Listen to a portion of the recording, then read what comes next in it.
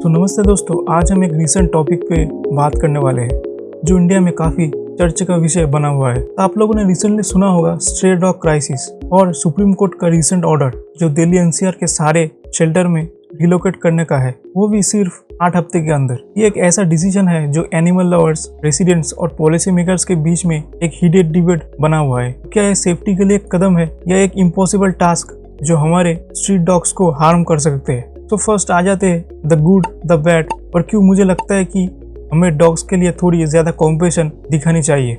India में लगभग 62 million stray dogs है और दिल्ली में शायद 1 मिलियन तक है। ये डॉग्स हमारे स्ट्रीट्स, हमारे कम्युनिटीज और कईयों के दिल का हिस्सा है। लेकिन 2024 में लगभग 3.7 million dog bite cases report हुए हैं और इंडिया ग्लोबल रेव्यूज डेथ्स का 36% कंट्रीब्यूट करता है।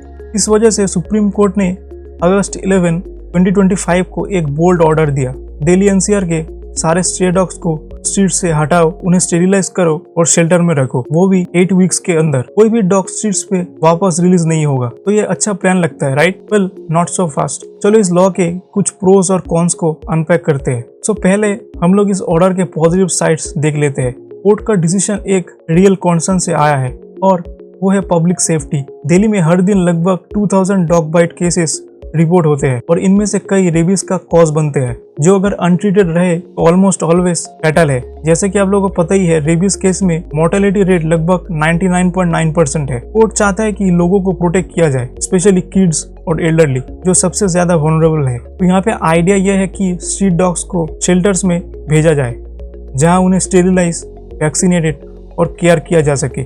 सम एस्टिमेट्स के हिसाब से इससे कई एरियाज में डॉग बाइट्स के केसेस 20 to 30% रिड्यूस हो सकता है और रेबीज का रिस्क भी कम हो सकता है, जो इंडिया में हर साल लगभग 20,000 लाइव्स क्लेम करता है। प्लस इससे स्ट्रे डॉग्स की वजह से रोड एक्सीडेंट्स भी कम हो सकते हैं। और कुछ प्लस पॉइंट्स जैसे शेल्टर इन डॉग्स को बेटर केयर का चांस दे सकता है। कोर्ट ने ऑर्डर दिया है कि शेल्टर्स में एडिक्वेट स्टाफ, स्टेरिलाइजेशन और इवन सीसीटीवी भी होना चाहिए टू एंश्योर प्रॉपर ट्रीटमेंट। जो डॉग्स सिक या इंजर्ड है उनके लिए ये एक सेफर, हेल्दियर लाइफ का मौका हो सकता है और जो एडेप्टेबल पप्स है उन्हें एक फॉरएवर होम मिलने का चांस है। Animal Welfare Board of India भी कम्युनिटी डॉग्स को अडॉप्ट करने को प्रमोट करता है to preserve our native breeds. दोस्तों, आपको लग सकता है कि तो ये तो अच्छी बात है ना, तो यहीं पे बात थोड़ी ट्रिकी हो जाती है। तो यहाँ पे कुछ डाउनसाइड्स भी है जिसके बारे में हम बात करेंगे और ट्रस्ट मी, ये काफी है। फर्स्ट ऑफ, लॉजिस्टिक्स एक बहुत ही बड़ा नाइटमेयर है। दिल्ली एनसीआर में शायद 1 मिलियन स्ट्रे डॉग्स है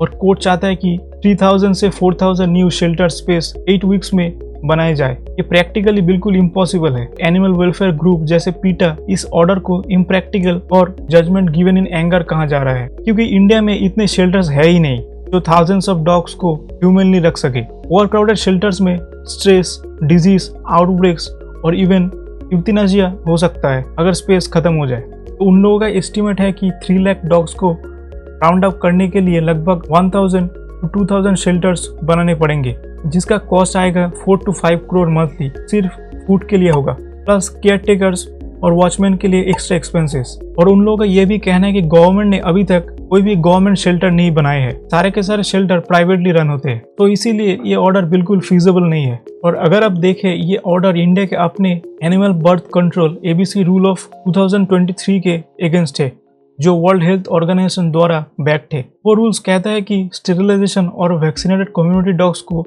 उनके ओरिजिनल टेरिटरीज में वापस छोड़ना चाहिए और रेबीज को लॉन्ग टर्म रिड्यूस करना चाहिए। जयपुर और गोवा जैसे सिटीज ने catch, neuter, vaccinated and release model से रेबीज को ऑलमोस्ट एलिमिनेट कर दिया है। डॉग्स को शेल्टर में फोर्स करना ये ग्लोबल बेस्ड प्रैक्टिसेस के अगेंस्ट है और वैक्यूम इफेक्ट कॉज कर सकता है, जहां नए स्ट्रेस एम्प्टी टेरिटरीज में आते हैं और ये साइकिल फिर से शुरू हो जाता है। प्लस सबसे बड़ा सवाल ये है कि बिल कौन पे करेगा? थाउजेंड्स ऑफ शेल्टर्स बनाने और स्टाफ रखने के लिए पैसे नहीं है और रिसोर्स को मास वैक्सीनेशन और स्टेरिलाइजेशन प्रोग्राम पे बेटर यूज किया जा सकता है, जो एक्चुअली वर्क करता है। और जैसे दोस्तों, ये एक इमोशनल टोल भी है। ये डॉग्स सिर्फ स्ट्रेस नहीं है, ये हमारे कम्युनिटीज का हिस्सा है। कई लोग इन्हें फीड करते हैं और प्यार करते हैं। मास रिलोकेशन से ये बॉन्ड्स टूट सकते हैं, जो डॉग्स और उनके केयर टेकर्स दोनों के लिए डिस्ट्रेस कॉज करेगा। And guys, don't get me wrong, public safety matters.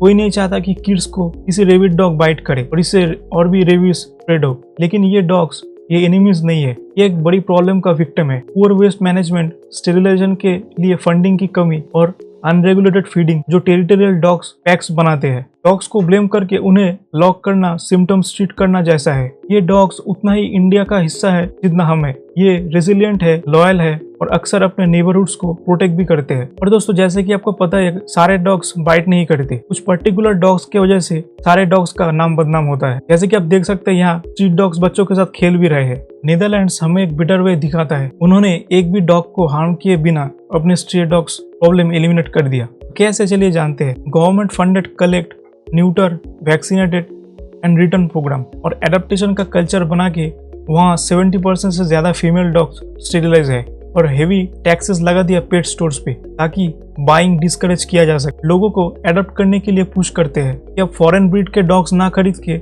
अपने कंट्री के ब्रीड्स एडॉप्ट कर लीजिए। इंडिया इससे काफी कुछ सीख सकता है। और लेट्स बी रियल, 8 वीक्स में 3000 से 4000 शेल्टर्स हमारे यहाँ सच में बनाए जा सकते हैं। आपको क्या लगता है? जहाँ पे इंफ्रास्ट्रक्चर ऑलरेडी इतना ब्रोकन है, रोड्स पहले से ही टूटे फूटे हैं और यहाँ पे आपको लगता है कि डॉग्स के लिए कोई 3000 to 4000 शेल्टर्स बनाएंगे। Instead let's invest in proven solutions. ABC program को स्केल अप करो और एडेप्टेशन प्रमोट करो। यही है जो प्रॉब्लम और डॉग्स दोनों को प्रोटेक्ट कर सकता है।